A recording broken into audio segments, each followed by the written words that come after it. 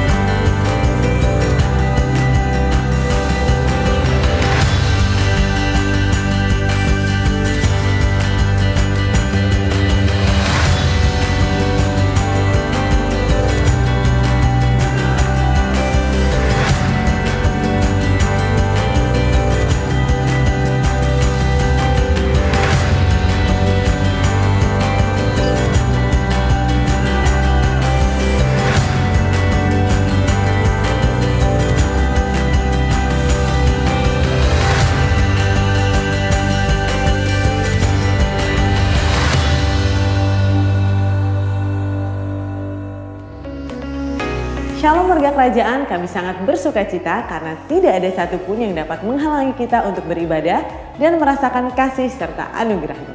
Melalui online streaming ini, mari kita bersama-sama menyembah Raja di atas segala raja dan terima berkat yang luar biasa. Siapkan hati, waktu, dan ajak anggota keluarga saudara untuk bersama-sama menyanyi, menyembah, dan fokus kepada Tuhan. Jangan lupa catat dan renungkan firman yang dibagikan. Kami percaya kebaikan dan anugerah Tuhan Yesus tercurah atas kita semua. Selamat beribadah, Tuhan Yesus memberkati.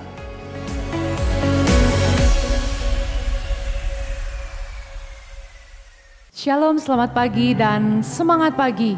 Ada semangat untuk kita semua pagi hari ini. Puji nama Tuhan. Pagi hari ini sungguh luar biasa. Segala sesuatu yang terbaik Tuhan sudah berikan kepada kita, anak-anaknya.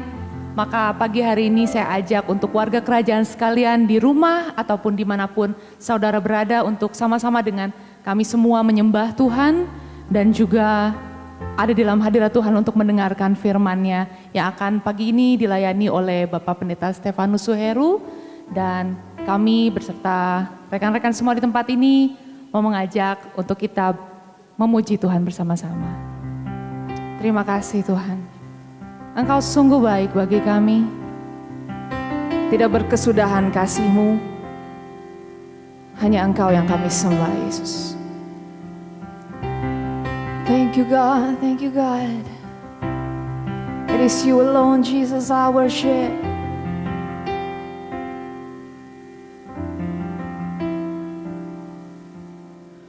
Who makes the sun to rise and brings the earth new life in every beam. Jesus, it is you who turns the day to night and watches me as I begin to dream. Jesus, it is you who brings me food for my table, who cares for all of my need, who walks the road with me, has grown with me through all that I have been. Jesus, it is you. Jesus, it is you. Come on, sing. I lift my hands, I bring my song. All of my days, all of my right, all of my wrongs, I offer my life here and beyond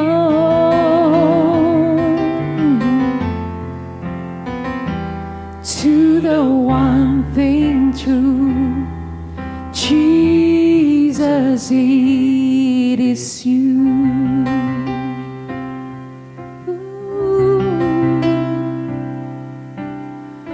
Who sees my brokenness and carries me when I am frail and weak.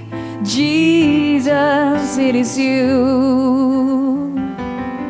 Oh God, who tells the storm to rest when I'm overwhelmed and cannot speak.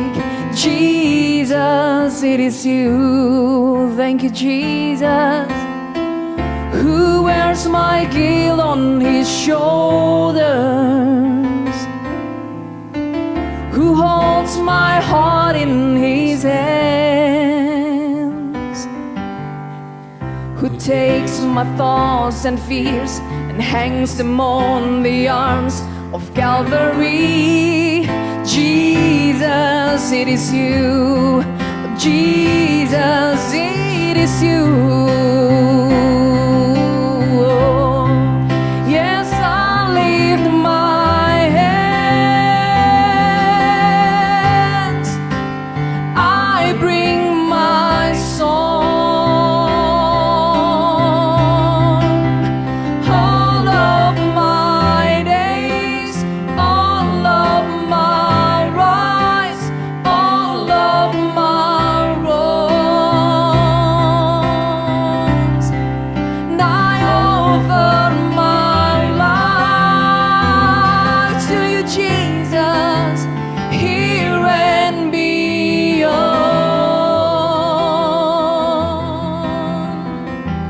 to the one thing's true. Jesus, I lift my hands, I bring my song, I bring my song in all of my days, all of my days, all of my rights, all of my wrongs. Jesus, I offer it out. I offer my life, oh God, here and beyond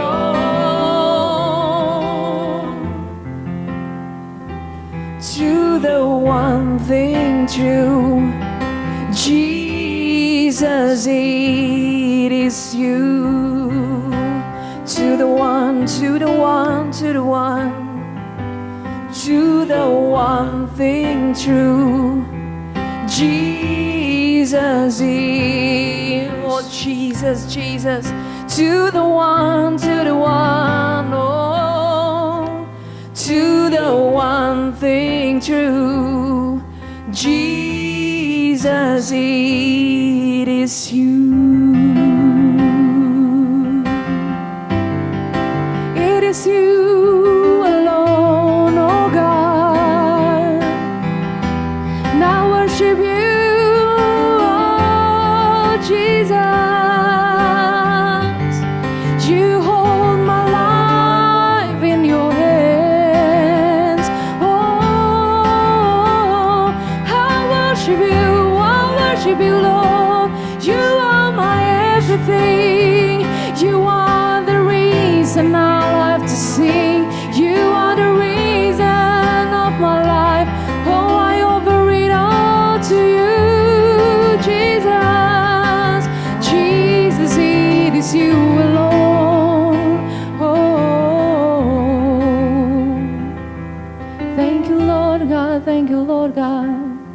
Terima kasih untuk kehidupan kami Tuhan. Engkau pelihara, Engkau jagai kami dengan kasih-Mu seperti perisai. Engkau tahu dan Engkau memanggil kami nama demi nama. Betapa berharga, betapa beristimewanya kami di mata-Mu Tuhan. Bawa kami terus lebih dekat lagi, lebih dalam lagi mengenal-Mu, erat dengan hati-Mu Tuhan. Yesus.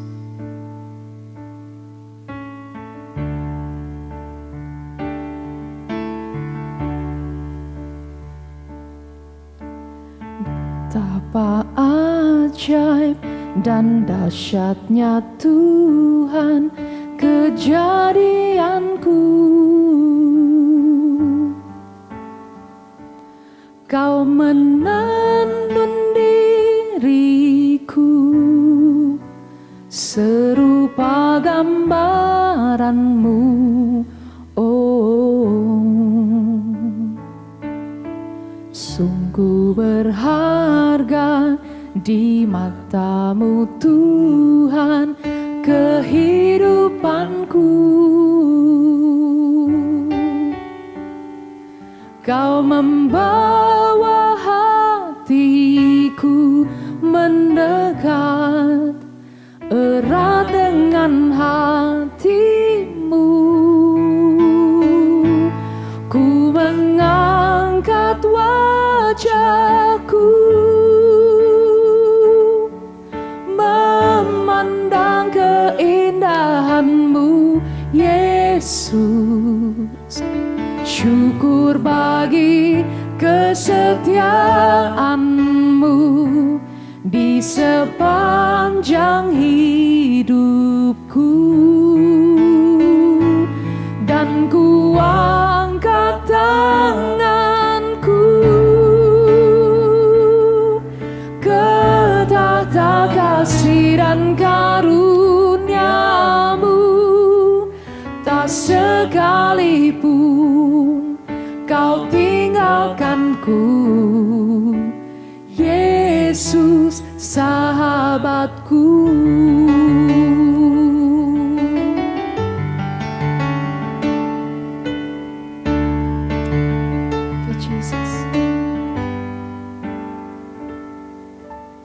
Betapa ajaib dan dahsyatnya Tuhan kejadianku.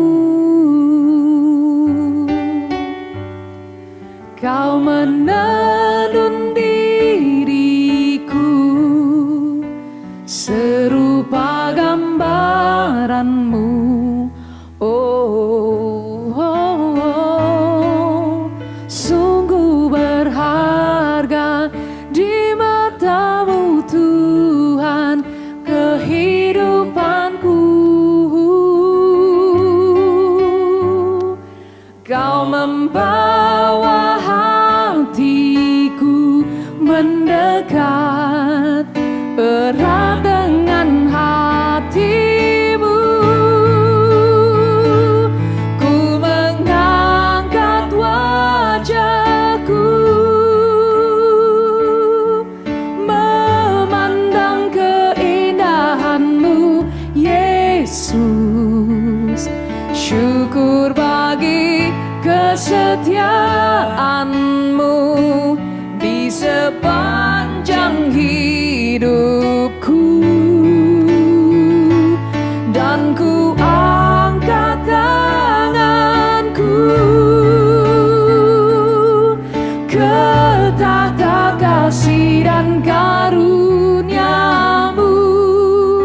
Tak sekalipun Kau tinggalkanku, Yesus sahabatku.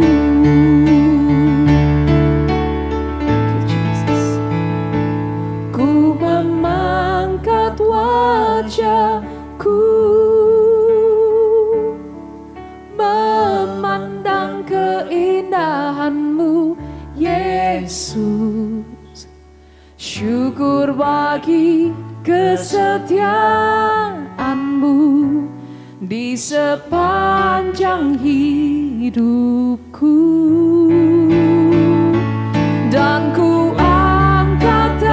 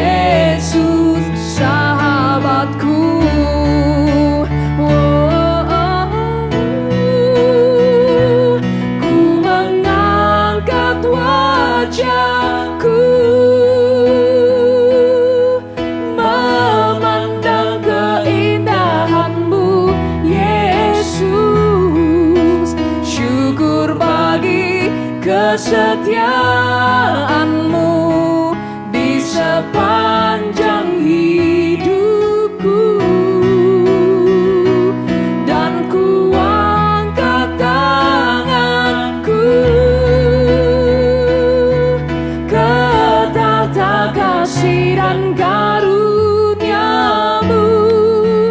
tak sekalipun kau tinggalkanku, Yesus sahabatku. Tak sekalipun kau tinggalkanku, tak sekalipun kau tinggalkanku, tak sekalipun kau tinggalkanku, Yesus sahabatku.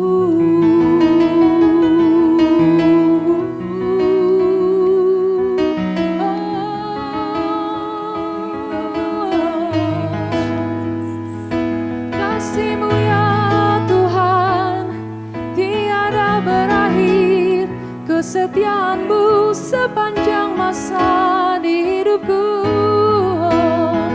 Ku naikkan syukurku, ku naikkan pujianku, bawaku lebih lagi, lebih lagi, lebih dekat lagi.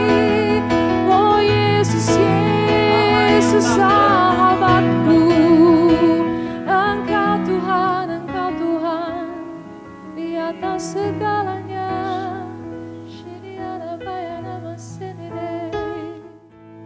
Kami bersyukur Tuhan untuk anugerah-Mu yang luar biasa.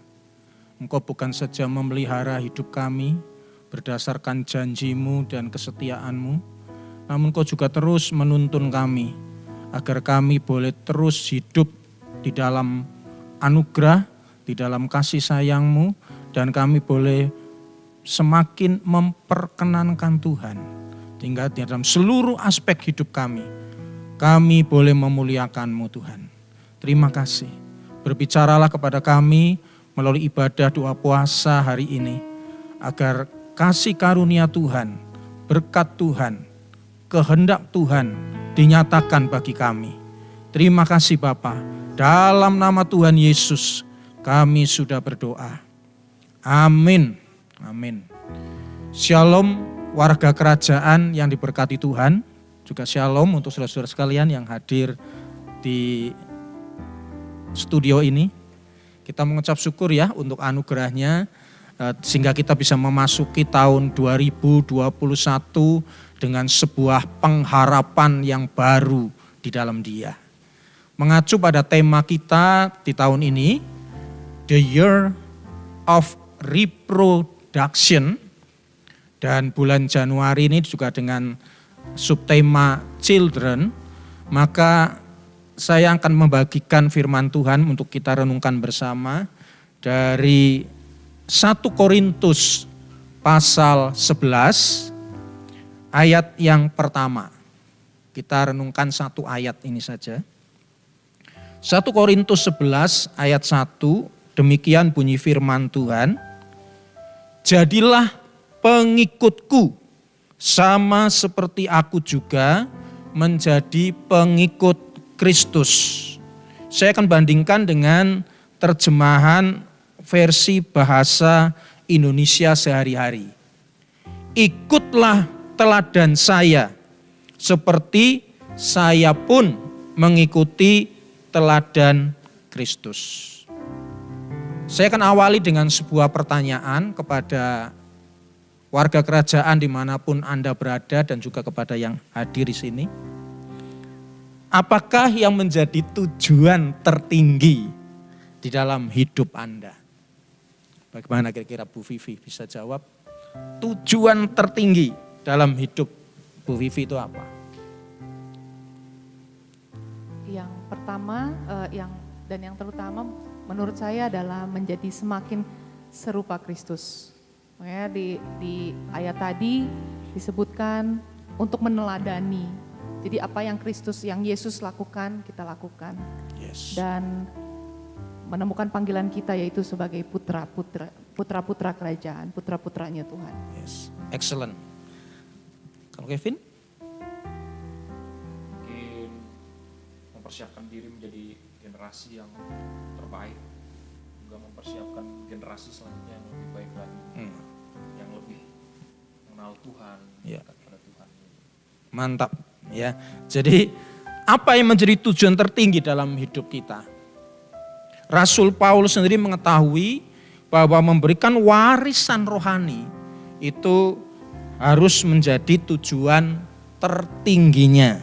Dan dia bertekad untuk menyelesaikannya dengan baik melalui sebuah relasi, ya, melalui sebuah hubungan yang kuat.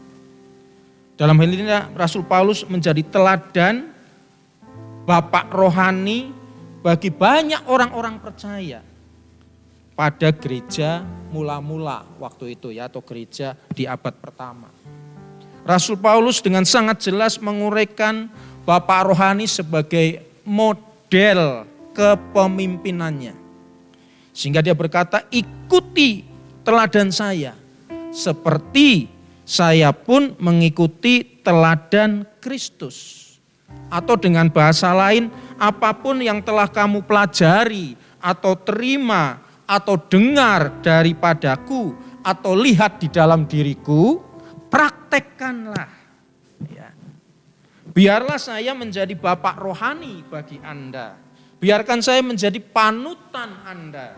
Lalu pergi dan lakukan hal yang sama. Rasul Paulus mengharapkan jemaat Korintus untuk mengambil sebuah tanggung jawab penuh kasih menjadi orang tua rohani bagi orang-orang lain. Setiap warga kerajaan, saudara dan saya wajib atau dipanggil untuk menjadi bapa atau ibu rohani. Rasul Paulus menantang gereja di Korintus ini untuk tidak mengabaikan kebutuhan ini. Sehingga di bagian lain Rasul Paulus berkata, sebab sekalipun kamu mempunyai beribu-ribu pendidik atau guru dalam Kristus, kamu tidak mempunyai banyak bapa.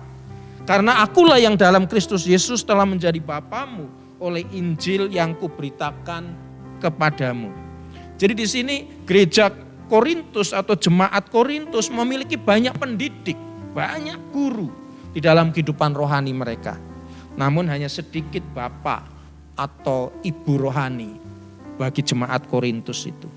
Sejak Paulus membawa orang-orang Korintus untuk beriman kepada Kristus, banyak pendidik telah mengajarkan firman Tuhan kepada mereka. Mereka telah mendengar pengajaran para guru ini. Tetapi mereka kemudian menjadi sombong di dalam pengetahuan mereka tentang Injil itu.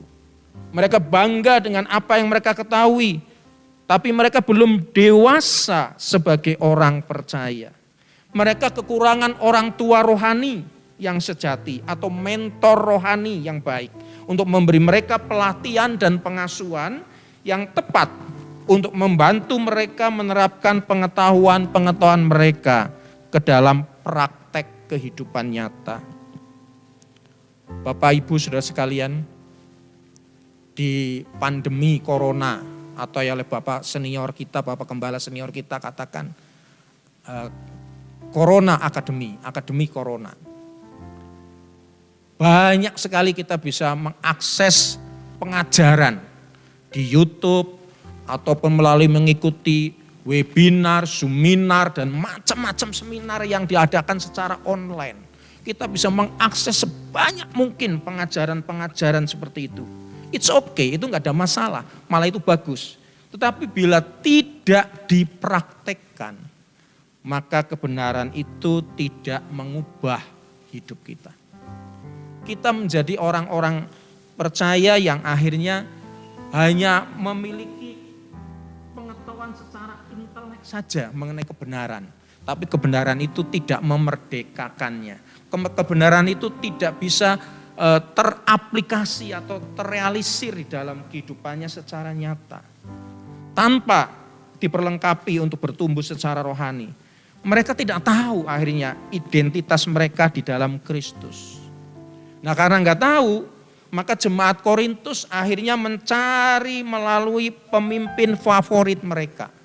Kita baca di ayat lain di 1 Korintus itu, mereka berkata, aku dari golongan Paulus Yang lain lagi berkata, aku dari golongan Apolos. Bukankah hal itu menunjukkan bahwa kamu manusia duniawi dan bukan rohani?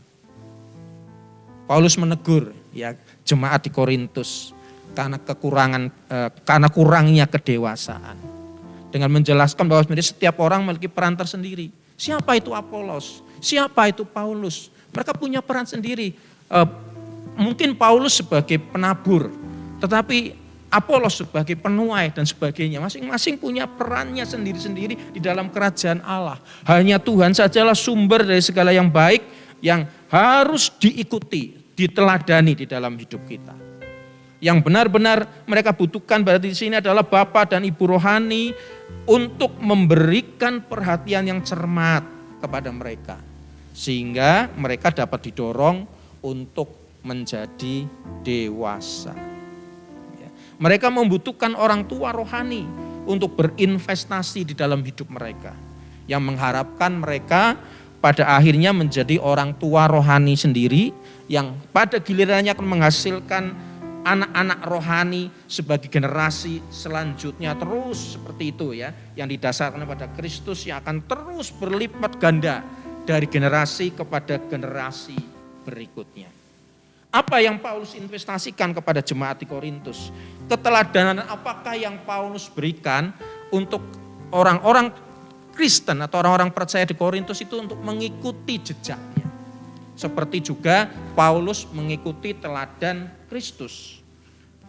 Berkaitan dengan ibadah doa puasa ini, saya akan membagikan dua hal keteladanan Paulus kepada jemaat di Korintus.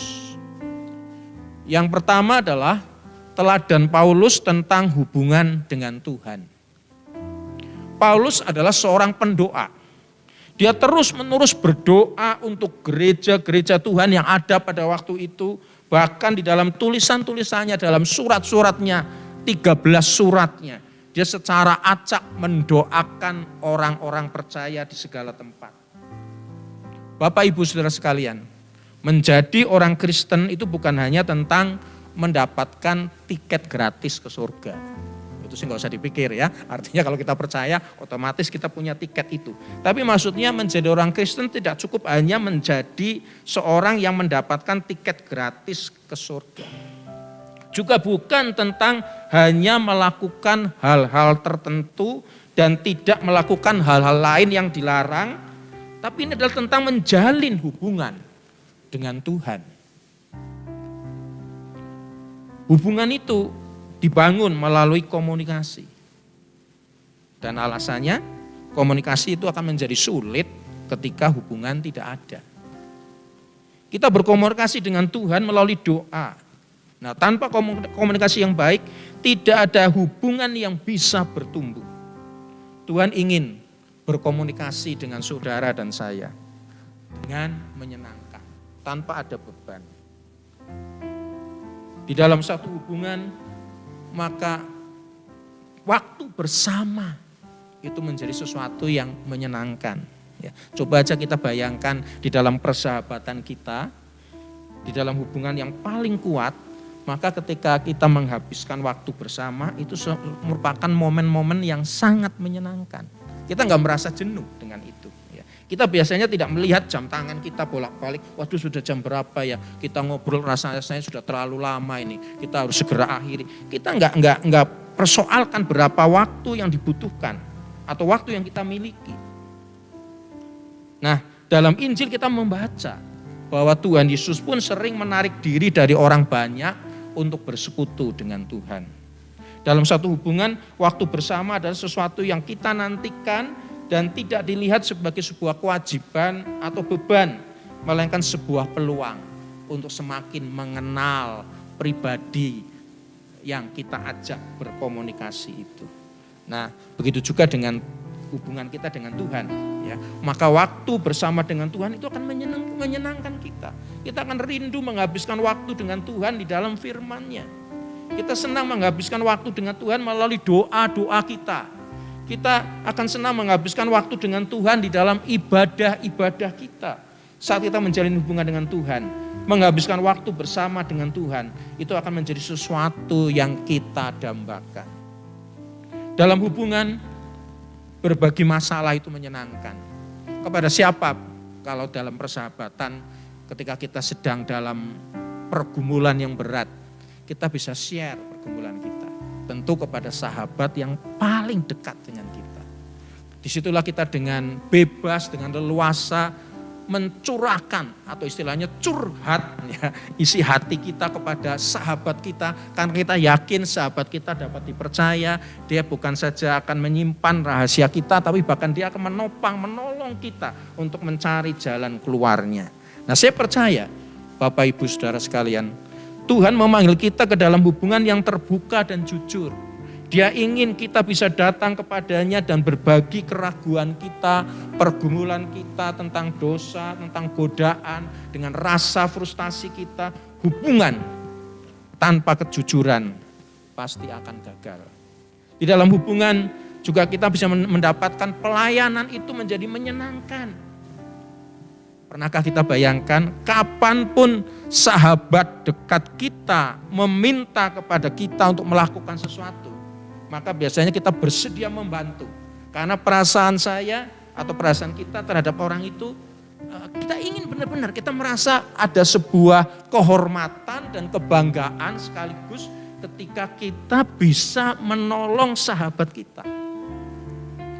Nah, berarti di sini dalam hubungan melayani Tuhan dan melayani sesama kita bukanlah beban, tapi ada sesuatu yang ingin kita kerjakan.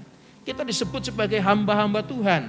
Dan kita harus bersedia melakukan apapun pelayanan kita yang bisa kita kerjakan di dalam kerajaan Allah ini. Karena kita berada di dalam hubungan yang menyenangkan dengan Tuhan.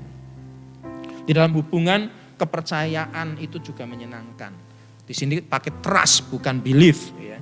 Trust itu berarti mempercayai pribadinya, karakternya, bukan pekerjaannya, bukan perbuatannya. Salah satu aspek kunci dari hubungan yang baik adalah trust tadi, kepercayaan. Orang-orang dalam satu hubungan saling percaya, dapat bergantung satu sama lain, saling menerima. Dan kita dipanggil untuk mempercayai Tuhan, untuk trust kepada Tuhan. Dan tidak bersandar pada pemahaman kita sendiri. Kita dipanggil untuk percaya bahwa Dia akan menyediakan kebutuhan-kebutuhan kita. Paulus menunjukkan di sini melalui hidupnya bahwa dia memiliki hubungan dengan Tuhan. Dia memberikan contoh tentang apa artinya memiliki hubungan dengan Tuhan. Sehingga dia bisa berkata, ikutilah teladan saya seperti saya pun mengikuti teladan Kristus. Rasul Paulus menunjukkan melalui bagaimana dia hidup bahwa menjadi seorang percaya harus mengubah kita semua. Dia menunjukkan bahwa menjadi seorang Kristen lebih daripada sekedar mempercayai hal-hal tertentu dan melakukan hal-hal tertentu. Tapi lebih kepada memiliki hubungan dengan Tuhan. Ini keteladanan yang pertama dari Rasul Paulus. Yang kedua adalah keteladanan Paulus tentang komitmen untuk melakukan yang benar. Nah, apakah Anda pernah membaca beberapa hal berkaitan dengan kisah Rasul Paulus di dalam Alkitab? Dan begitu terpesona bahwa manusia seperti Rasul Paulus ini bisa memiliki hidup yang begitu menakjubkan, begitu luar biasa. Dan kita terpesona. Ketika kita baca tentang Paulus yang dipenjara, Paulus yang dipukuli, ya, dia tetap bersuka cita. Kita terpesona. Kita membaca tentang perkataan Paulus bahwa dia menyerahkan segalanya untuk mengikut Yesus. Menganggap semua hal itu sebagai kerugian, sebagai sampah demi Kristus. Saya heran bahwa seseorang rasul ini dapat benar-benar hidup seperti itu. Nah, inilah komitmen dari Rasul Paulus untuk melakukan yang benar. Ketika dia berbicara tentang kasih dan kesetiaan dalam doanya bagi orang-orang Kristen lainnya, terkadang kita juga bertanya-tanya apakah dia benar-benar bisa menjadi orang yang memiliki dedikasi yang seperti itu. Pendek kata Bapak Ibu, dia adalah teladan yang baik untuk kita ikuti dan karakternya sungguh-sungguh mengagumkan. Kita pernah mendengar tentang Titanic. Para ilmuwan sekarang mengatakan bahwa serangkaian celah bukan luka yang besar yang merobek lambung dari Titanic hingga kapal ini tenggelam. Kapal pesiar mewah setinggi 900 kaki itu tenggelam pada tahun 1912 dalam pelayaran pertamanya dari Inggris ke New York. 1.500 orang tewas dalam bencana maritim terparah saat itu. Dan menarik Bapak Ibu, saya catat di sini, teori yang paling banyak dipegang adalah bahwa kapal Titanic itu menabrak gunung es yang membuka celah besar di sisi linear lambungnya itu. Tetapi tim penyelam dan ilmuwan internasional baru-baru ini menggunakan gelombang suara untuk menyelidiki bangkai kapal Titanic yang terkubur di lumpur di bawah air setinggi 2,5 mil. Apa yang mereka temukan? Kerusakannya ternyata sangat kecil. Ahli-ahli luka yang besar, mereka menemukan ada 6 celah yang relatif sempit kecil di 6 ruang kedap air kapal Titanic itu. Di sini kita melihat itu sama dengan karakter kita. Kita harus hati-hati untuk tidak membuka celah kecil di dalam karakter kita. Penyimpangan kecil dalam karakter kita bisa menjadi hal yang menghancurkan. Mungkin ada orang berpikir celah kecil dalam karakter kita bukanlah masalah besar. Oh, itu hanya kebohongan kecil. Orang lain pun banyak yang melakukannya. Ini hanya absen 1 hari Minggu saja. Enggak apa-apa, masih ada 51 minggu di tahun 2021 ini. Saya ingin Bapak Ibu Saudara mengetahui bahwa dosa itu dimulai dari yang kecil. Dengan pelanggaran kecil pada karakter kita kemudian berakhir dengan bencana seukuran Titanic. Dosa akan membawa kita lebih jauh daripada yang ingin kita lakukan. Kita perlu menjadi orang-orang yang berkarakter. Rasul Paulus memiliki komitmen untuk melakukan apa yang benar. Dia terlihat gigih berjuang melawan keinginan dagingnya. Paulus dengan jujur dan terbuka membahas perjuangannya untuk melakukan apa yang benar. Dan dia berbicara tentang perjuangan, pertempuran, peperangan yang sedang terjadi di dalam dirinya. Paulus bicara tentang bagaimana dia ingin melakukan apa yang benar, tetapi keinginan dagingnya seringkali mengambil alih. Dan dia terus berjuang untuk tidak menyerah kepada keinginan daging itu. Keinginan daging itu akan menjadi pertempuran yang terus-menerus di dalam hidup kita. Tidak akan pernah ada saat di mana kita tidak melawan kedagingan, keinginan daging di dalam diri kita untuk melakukan apa yang salah. Tapi kita harus selalu berusaha untuk melakukan apa yang benar dan menjalani hidup dengan integritas. Sekali kita di bawah ujian, pencobaan, kita tidak tergoda, tergelincir dan kemudian kita jatuh di dalam mengikuti keinginan daging kita. Teladan terbesar Paulus dapat dilihat dari cara dia menangani pencobaan yang dia jalani. Dia menghadapi banyak penganiayaan, penderitaan, pencobaan daripada yang bisa kita sebutkan satu persatu. Tapi terlepas dari semuanya itu, Paulus tetap setia kepada Tuhan. Bahkan di bawah saat-saat tidak ada orang yang melihat, dia tetap komitmen untuk melakukan apa yang benar. Seringkali kita gampang tergoda ya, kan gak ada orang yang lihat. Tapi kita belajar, misalnya kehidupan Yusuf pun kita melihat ketika tidak ada seorang pun yang melihat. Dia diajak untuk berselingkuh dengan tante Potifar yang pasti cantik, menarik, yang menggodanya dari hari ke hari. Tapi dia tetap berkomitmen untuk melakukan hal yang benar. Rasul Paulus juga begitu. Bagaimana dengan kita? Saya seringkali tergodanya adalah kalau kita ada di perempatan, begitu saya dengan istri boncengan sepeda motor, perempatan itu masih sepi, tidak ada orang, masih pagi, tidak ada kendaraan yang berlalu lalang, cuma saya tok, kendaraan yang saya naiki saja. Godaannya adalah nggak ada orang apa lagi, nggak ada orang aja kok ya, nggak apa-apa lah kalau merah tetap saya jalan gitu. Toh tidak ada orang, tidak ada kendaraan lain, aman deh. Nah itu masalah integritas. Saya sering ditegur oleh Tuhan. Salah itu ya. Walaupun tidak ada orang lain, ada mata Tuhan yang melihat kita. Integritas kita justru terlihat ketika tidak ada orang lain yang melihat kita. Bagaimana integritas kita? Apakah kita tetap akan konsisten, konsekuen menjalankan kebenaran itu di dalam hidup kita? Dosa tetap dosa, meskipun dilakukan tanpa kehadiran orang lain.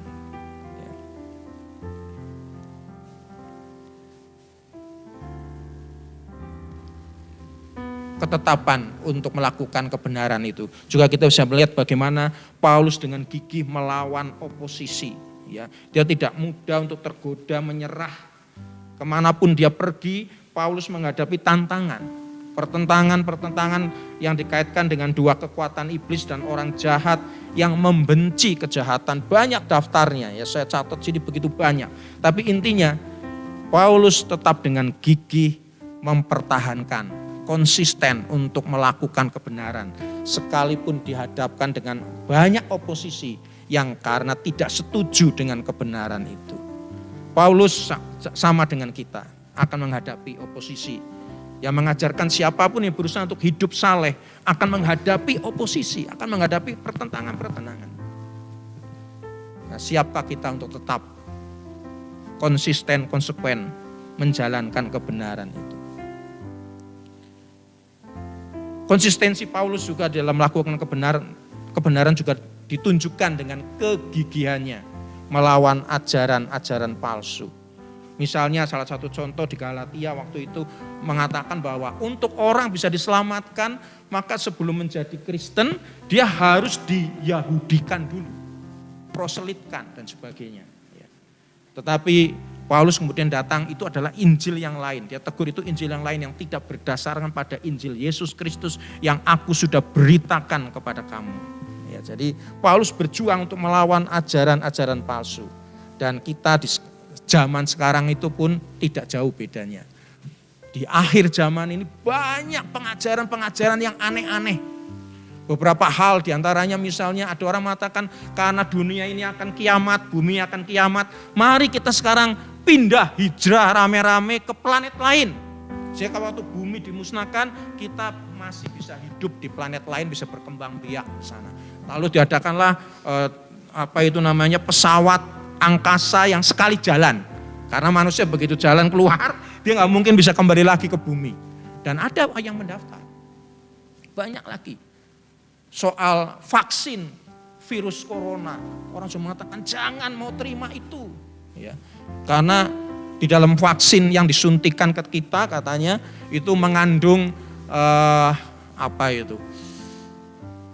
microchip yang membuat kita akhirnya akan melupakan Tuhan, lalu kita akhirnya akan bersekutu dengan iblis, dengan Lucifer dan sebagainya. Nah, budaya kita memberitahu kita bahwa homoseksualitas itu juga tidak salah. Tetapi itu adalah gaya hidup alternatif tempat orang-orang dilahirkan. Budaya modern kita membanjiri kita dengan gagasan bahwa itu baik-baik saja dan dapat diterima. Nah, kita dihadapkan dengan pengajaran-pengajaran yang menyesatkan semacam itu. Oleh karena itu Bapak Ibu Saudara sekalian, kita harus berjuang dalam perlombaan yang baik. Kebenaran Tuhan tetap berlaku. Dan tidak peduli berapa banyak orang yang menolaknya. Kebenaran tetaplah kebenaran. Dan kita harus berpegang padanya karena kita tidak memiliki otoritas untuk mengubahnya. Nah, dalam semua hal ini Paulus mampu berdiri teguh karena komitmennya untuk melakukan apa yang benar di mata Tuhan dan bukan di mata manusia. Sebagai penutup, ikutilah teladan saya. Seperti saya pun mengikuti teladan Kristus. Kalimat ini pada akhirnya harus diucapkan oleh setiap warga kerajaan. Oleh setiap kita. Kita semua perlu bertumbuh dan menjadi dewasa. Sehingga menjadi bapak dan ibu rohani untuk membantu orang-orang lain sesama kita yang baru saja mengikuti Yesus. Amin. Haleluya. Puji nama Tuhan. Terima kasih Pak Suheru untuk firman Tuhan yang sudah dibagikan. Maukah warga kerajaan juga kita semua di tempat ini untuk kita juga punya komitmen yang sama. Untuk mengiring Tuhan, untuk taat dan setia. Seperti Paulus, terlebih seperti Kristus yang taat sampai mati di atas kayu salib. Mari satukan hati kita untuk sama-sama berdoa. Sebelumnya, mari naikkan satu pujian. Kalau ku hidup bagimu, hatiku tetap menyembahmu. Dunia tak bisa menjauhkanku dari kasih-Mu. Selama ku hidup bagimu, mataku tetap memandangmu. Dunia tak bisa menjauhkanku dari kasih-Mu. Kalau ku hidup bagimu, hatiku tetap menyembahmu. Dunia tak bisa menjauhkanku dari kasih-Mu, Tuhan. Oh, selama ku hidup bagimu, mataku tetap memandangmu. Dunia tak bisa menjauhkanku dari kasih-Mu. Dunia tak bisa menjauhkanku dari kasih-Mu. Sungguh tiada yang bisa. Dunia tak bisa menjauhkanku dari kasih-Mu.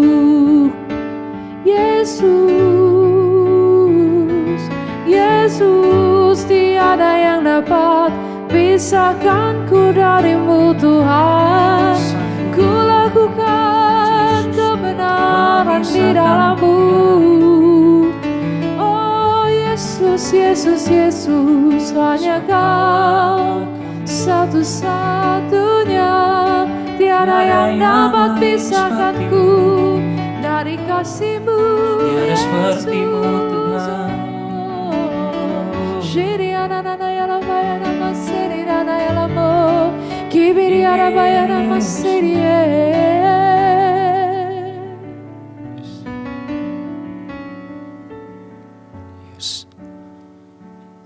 Thank you Jesus. Thank you Lord. Kami sudah melewati tahun 2020 ya Tuhan. Dan di pagi hari ini ya Tuhan, di awal tahun ini ya Tuhan, tahun 2021, the year of reproduction ya Bapa. Kami percaya ya Tuhan, Kau taruh kami ya Tuhan di tahun ini ya Tuhan, melewati segala tantangan yang ada di tahun lalu ya Tuhan. Bukan suatu kebetulan, tapi Engkau punya rencana yang baik ya Tuhan. Kau punya rencana yang indah ya Bapa atas kami ya Tuhan. Terima kasih ya Tuhan. Pagi hari ini kami datang kepadamu ya Tuhan, dengan segala keadaan kami, dengan segala kekurangan kami mungkin ya Tuhan. Tapi kami minta hikmat yang daripadamu ya Tuhan, untuk menggenapi ya Tuhan tahun ini sebagaimana ya Tuhan yang telah ditetapkan oleh Bapak Gembala kami. The year of reproduction itu ya Tuhan, benar-benar terjadi ya Bapa. Beri setiap hati ya Tuhan kepada generasi pendahulu kami ya Tuhan, untuk menjadi teladan bagi kami ya Tuhan, seperti Paulus ya Tuhan. Dan biarlah kami para generasi muda ya Tuhan, meneladani setiap teladan mereka ya Tuhan. Beri kami setiap hati juga ya Tuhan, untuk mau mempersiapkan generasi yang lebih dan lebih lagi ya Tuhan. Kami berdoa untuk setiap pelayanan generasi ya Tuhan, dimanapun ada ya Tuhan, untuk Kingdom Generation Ministry ya Tuhan, KGC, Rocket, Rocky ya Bapa. Kami berdoa untuk setiap pelayanan generasi ini ya Tuhan. Dari situ Engkau bangkitkan calon-calon pemimpin di masa depan ya Tuhan. Supaya the year of reproduction ini ya Tuhan, bukan hanya sekedar tema tapi benar-benar terjadi ya Bapa. Beri setiap hati kepada setiap pengajar ya Tuhan, pada setiap pembina, pada setiap koordinator ya Bapa. Kau berikan ya Tuhan kami hati ya Tuhan, untuk mau menjangkau lebih lagi ya Tuhan, setiap anak-anak-Mu ya Bapa yang ada. Mungkin dari antara kami ya Tuhan ada yang terhilang ya Bapa. We pray for them ya Tuhan. Kami berdoa untuk mereka, biarlah api kasih mula-mula itu ya Tuhan, Engkau kembalikan kepada setiap mereka ya Tuhan. Engkau berikan mereka semangat lagi ya Tuhan, untuk melayani Engkau. Bukan untuk hal yang lain ya Tuhan, tapi hanya untuk kemuliaan nama-Mu ya Tuhan. Untuk setiap generasi ya Tuhan, yang ada di Indonesia ya Tuhan, mulai dari Pulau Bali ya Tuhan, sampai dimanapun ya Tuhan, Engkau tetapkan setiap orang-orang yang percaya ya Tuhan, baik itu di pemerintahan, baik di sekolah ya Tuhan, di bidang pendidikan, baik di bidang bisnis ya Tuhan. Engkau taruh generasi-generasi militan yang takut Engkau, yang takut akan Engkau ya Bapa. Sehingga kami percaya ya Tuhan, di tahun ini Corona Revival benar-benar terjadi ya Tuhan. Dan kami menanti-nantikan itu ya Tuhan. Biarlah kami selalu melakukan pekerjaan baik ya Tuhan. Dimanapun Engkau tempatkan kami, dimanapun Engkau percayakan kami ya Tuhan, kami mau setia. Dan kalau kami hidup, kami mau hidup bagimu. Beri kami hati seperti hatimu, beri kami mata seperti matamu ya Tuhan, untuk selalu memandang kepada kemuliaan-Mu. Terima kasih Tuhan. Dalam nama-Mu yang kudus kami sudah berdoa. Haleluya. Sekarang ya Tuhan, kepadamu Allah pencipta langit dan bumi dengan segala isinya.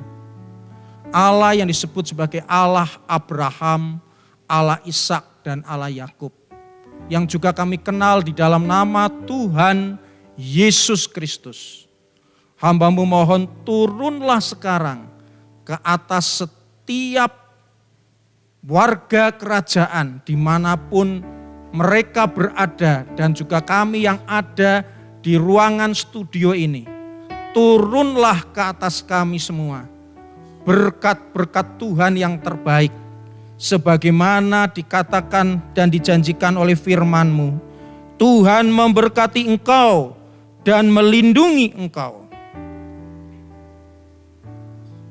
Tuhan menghadapkan wajahnya dan memberi engkau damai sejahtera. Engkau diberkati dalam keluargamu, engkau diberkati dalam keuanganmu, engkau diberkati di dalam pekerjaanmu, engkau diberkati dalam kuliahmu, engkau diberkati di dalam hubunganmu dengan sesama, engkau diberkati dalam segala sesuatu. Apapun yang dikerjakan oleh tangan kananmu, Tuhan buat berhasil. Terima kasih Tuhan. Turunlah berkat-berkat-Mu ini. Di dalam nama Tuhan Yesus Kristus, kami peralaskan doa ini. Amin.